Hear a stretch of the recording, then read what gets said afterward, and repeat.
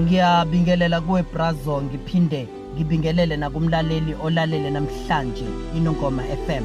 Brazo, ngicela ungivumela nje kakhulu namhlanje ngikhulume ngempumelelo. Abantu abaningi emhlabeni bayafisa ukuphumelela, bayafisa ukachieva izinto ezinhle. Ngineshow ukuthi nje umlaleli next year uneyinhlelo ezinkulu ezinhle, afisa kunezinto eziningi afisa ukuyi-achieve. Kodwa asike siqale la. Uyazi ukuthi baningi abantu abangaphumelele. Abantu abaningi abangaphumelele noma bangayi-achieve izinto abayifunayo, mhlawumbe iningi labo ingenxa yokuthi bayayizonda impumelelo. Uyizonda kanjani na impumelelo ube uyifuna? Mhlawumbe leyo mbuzo umlaleli anawo. Yazi ukuthi mhlawumbe ngiqale la. Yazi ukuthi ngendlela okuyingozi ngakhona ukuzonda impumelelo. Kuyingozi ngoba impumelelo ayilenzi iphutha ifike kuwena uma ibona inzondo kuwe. Uma ibona ukuthi uyayizonda yona, ayilenzi iphutha. Ngineshow ukuthi nomlalela ngangivumela kulena ukuthi ngeke uze usondele duzane nomuntu okuzondayo ngoba awazi ukuthi uzokwenzani kuwena. Yazi ukuthi kunabantu impumelelo abazogcina ngokuyibona ku-TV. Kunabantu abazogcina ukuyizwa ngegama njengohulumeni impumelelo. Kunabantu abazogcina ngokuyibona kwamakhelwane impumelelo kodwa ingeke yaze yasondela kubona ngoba banenzondo nempumelelo. Uyizonda kanjani na impumelelo? Ngokuzonda abantu abaphumelele. Yabona, uma uzonda abantu abaphumelele uqonde ukutshela impumelelo ukuthi I hate you success, I hate you.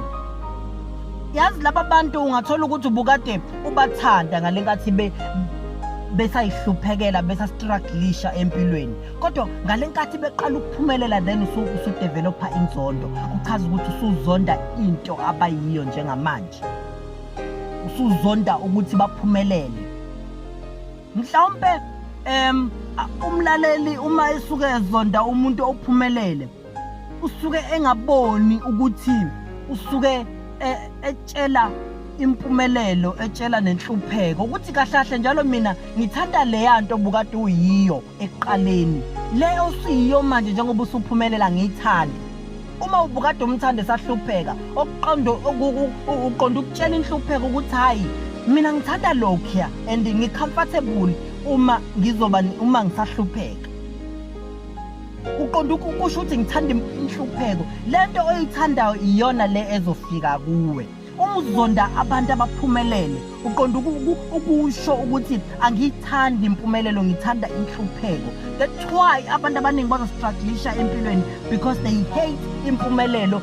Ngalenkathi abantu basaphila kabuhlungu besestrugglisha, ila khona bebathanda khona kakhulu. Once baphumelela sebayaqala baba nenzondo, ila khona impumelelo ezohambela kude nawe. Ngifisa ukukhuluma nomlaleli namhlanje ukuthi uma kusekhona inzondo yomuntu ophumelele, uma usazonda umuntu ophumelele, uma usahleba umuntu ophumelele ngenxa yempumelelo yakhe, uma usamkhuluma kabi, uma umzonda, then utshela impumelelo ukuthi I hate you.